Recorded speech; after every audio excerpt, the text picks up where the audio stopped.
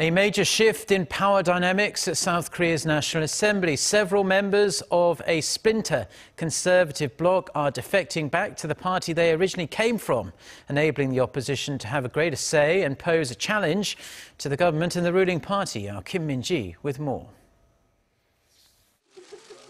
9 lawmakers from the minor conservative Bareun Party have decided to defect to the main opposition Liberty Korea Party.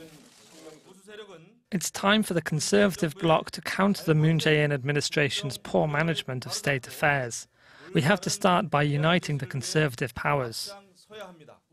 The lawmakers plan to kickstart procedures to join the main opposition party later this week. The party's floor leader and acting chair Joo Ho-young, however, will wait to join them until after the Bareun Party's leadership convention slated for next Monday.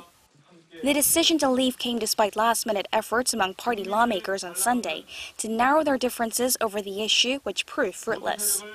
With that, the Bareun Party will be left with 11 seats in the National Assembly and lose its status as a parliamentary negotiating bloc, which requires a minimum of 20 seats.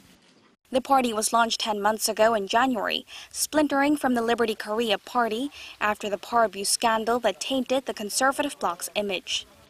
It's faced numerous headwinds. After starting off with 33 lawmakers, 13 defected to the main opposition party just ahead of the May presidential election. The latest development means the National Assembly will consist of 3 negotiating parties: the Democratic Party of Korea, the Liberty Korea Party, and the People's Party.